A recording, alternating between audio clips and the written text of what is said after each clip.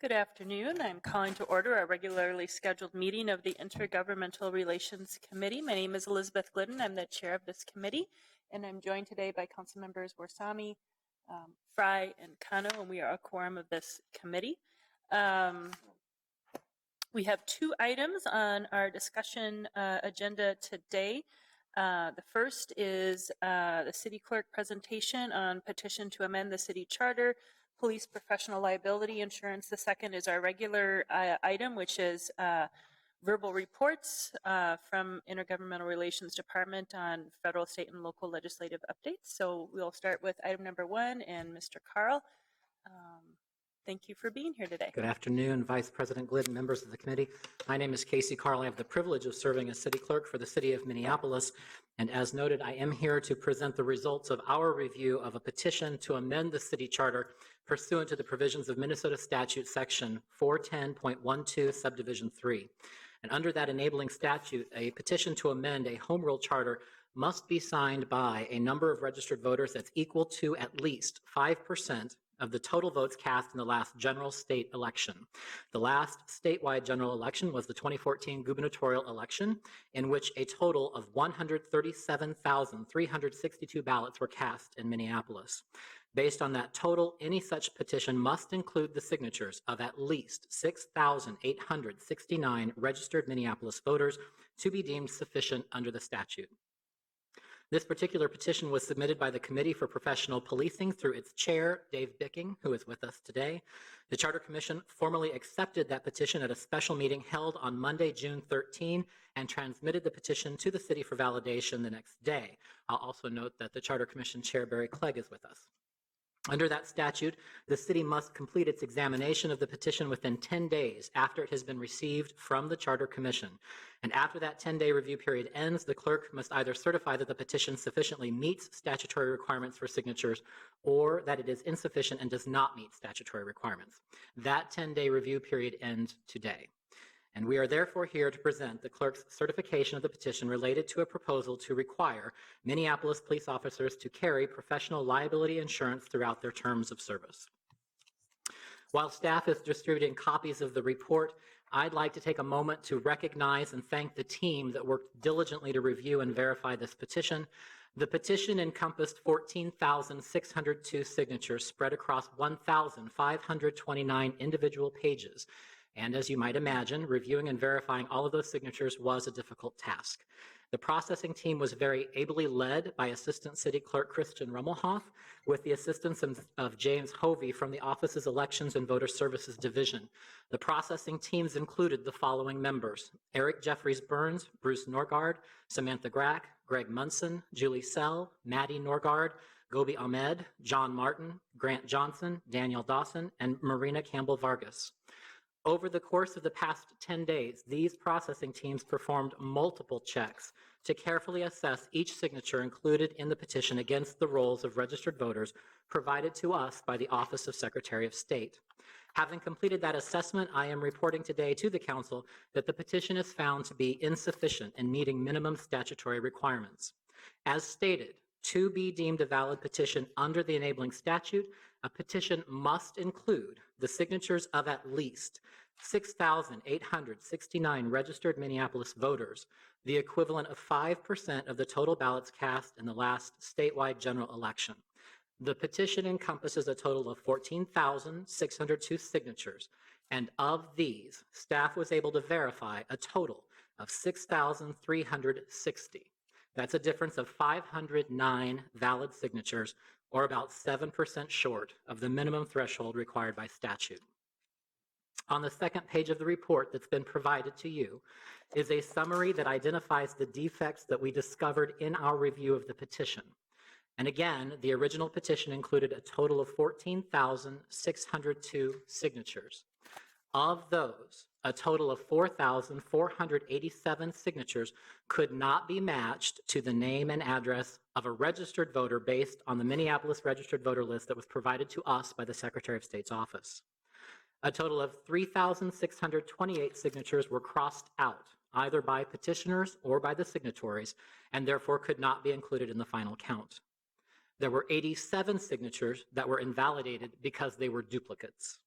And finally, a total of 40 signatures were on pages that required an affidavit that was not signed or where the petition page was not notarized. That left a total of 6,360 signatures that staff was able to validate. These details are captured in the summary that's provided on page 3 of the report. And I should note here, Madam Vice President, there are extra copies with the clerk here. We just literally got this off of the printing press this morning, so not everyone in the audience has them. We will be posting the report to the website after this meeting is adjourned, but there are extra copies there for those who are in the chamber who would like one. I would like to be very clear. The city was lenient in its evaluation of the petition. When the teams encountered typos or transpositions in the digits of street addresses, but we were able to verify the identity of the signatory through other means, we validated that signature. And this additional effort helped to strengthen the petition. For example, in reviewing the original petition, there were 87 separate instances which prompted questions about the validity of a signature. However, because there was no clear means to disqualify that signature, we accepted 70 of those instances as valid and only disqualified 17 of the original 87. Following our completion of the initial review, the processing teams then went back and conducted a series of random audits to verify the accuracy of our assessment of the entire petition. Out of 160 separate individual signature audits, the team was able to identify only one single error. And this was a judgment call where the address had a variance in its number from the roster that was provided by the Secretary of State. So if we extrapolate those audit results to the entire population of this petition, we found significantly less than a 1% error rate and are therefore confident in our findings that they are conclusive. I will also note that the report includes a copy of Mr. Rummelhoff's log notes as the supervisor of the petition processing team. These log notes reflect the activities of the processing team for each day during the 10-day review period, including all major incidents and issues that were raised and addressed as part of the assessment of that petition. The supervisor's log runs from page 4 through page 9 of the report, and it's followed by a line-by-line description of the defects discovered in the petition, which runs pages 10 through 134. A code is provided in the footer of each of those pages that shows the classification of each of the identified errors, and a copy of the full report, again, will be linked to the agenda after this meeting adjourns. Madam Vice President, as a consequence of these findings, the petition in its present condition cannot be certified as sufficient and cannot proceed at this time. The enabling statute does, however, provide the petitioners with the option of amending their original petition to address these defects by filing a supplemental petition with enough signatures from registered Minneapolis voters that would satisfy the minimum number of required signatures in order to validate the petition. If the petitioners choose to pursue that option, the supplemental petition would need to be submitted to the city clerk by no later than July 5th. If a supplemental petition is submitted, the city has 5 days to validate those additional signatures and report findings to the city council. Staff has prepared both an electronic and a printed copy of this report, together with a copy of the original petition with each signature line annotated to show whether it was accepted and validated or whether it was rejected and why. As already indicated, that statute does provide an opportunity for the committee to cure the original petition, and I fully expect that the committee will avail themselves of this option, and will be back reporting to you on the results of a supplemental petition in the next few weeks. I have the entire petition here with me, and it's available for review. Again, we have the petition, a copy of it with our annotated markings available for the committee as well for their use. With that, I've concluded my report and would be happy to respond to questions. Thank you. I know that at least one council member has questions. I'm sure others may. I just wanted to say I have not been on the council. The only other petition process was one that didn't fully make it to the council during my time, which was ranked choice voting. And so I have actually never been here when the clerk's office was part of this procedure to verify and then certify the results. And this is a highly organized and amazing amount of work. I just want to say thank you very much to a large team. This log, I think as much as it can, it provides a transparent record to the committee of what happened and what were the defects in the petition. So just thank you to the clerk's office. Councilmember Kano. Thank you, Madam Chair. So I am also very impressed with the amount of work and an organization that has gone into this. Just flipping through this book quickly here. So I appreciate you sharing this information with us. I have a question about I'm looking at the numbers here now. I'm looking at page 3, where we talk about the total number of signatures that were submitted as 15,000 and some. The ones that were valid were 66,000 and some, with 509 short signatures to meet the threshold that is needed. So I have a question about affidavit not signed or not notarized. In what instance would somebody need their signature notarized or have an affidavit to prove? Vice President Glidden, Councilmember Kano, under the statute, each page of the petition must be signed by a member of the committee that's submitting the petition, and that signature, not the signatures of the people signing, but the signature of the petition carrier has to be notarized. Okay. That's part of the affidavit that's on the back of each page. And so if one of the pages did not carry a signature by the petitioner and it was notarized, by state law, we must invalidate it. Okay, I see. And the largest categories here of signatures that were disqualified was line crossed off on paper petition, which is 3,000 and some, and then not found in the Minneapolis registered voter list, which was almost 3,000, 2,900 and some. So for the not found in Minneapolis registered voter list, is that mostly based on you typing in, or somebody typing in somebody's name into a database and seeing if their name pops up? And what if we typed in the name wrong, or what if the name was not, written down in a way that maybe you could read it? And so I'm just wondering kind of what that process was of checking that registered voter database. Madam Vice President, the details of this, if the committee wants to get to that granular level, I will let the petitioner supervising team speak to. My understanding of the way the process works, and as I observed it during the 10-day period, was that the petition processing teams were working with the database provided to us by the Secretary of State that has those registered voters that live in Minneapolis as of the date that database was provided to us. Mm-hmm. The database changes every day as voters are added as registered or taken out. So we have a point in time against which we validate the petition. The petition teams would enter in last names, first names, addresses, and search to find anyone that matched the petition signatory. Mm-hmm. So sometimes people might use an initial. Instead of writing out, for example, Casey Joe Carl, I might have signed it CJ Carl. I might have transposed a number of my address. But if we had a way of going through that petition and verifying that, well, CJ Carl living at this address is probably Casey Carl, we would allow that. So we gave great leniency in towards counting.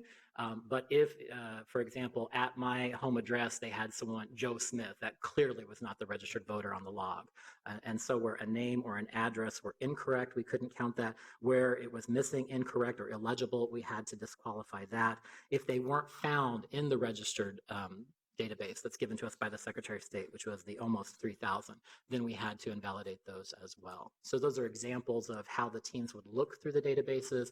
They looked through the petition process. They compared both above and below on addresses to make sure that we were giving every opportunity to validate a petition instead of to disqualify it. Okay, and then just one last question. And so if the group wanted to try to get the extra 509 signatures that are needed to meet the threshold, they would have from now until July 5th to do so? Correct, Madam Vice President. They have 10 days under the statute, and they would have to submit an amended or supplemental filing with at least 509. So 509 is the number to get us to the required 6,869 signatures that totals 5%.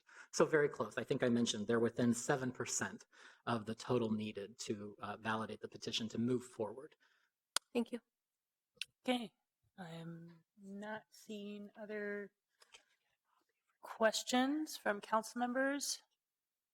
Anything else, Mr. Carl? I know you're... No, thank Okay. you very much to the committee. All right.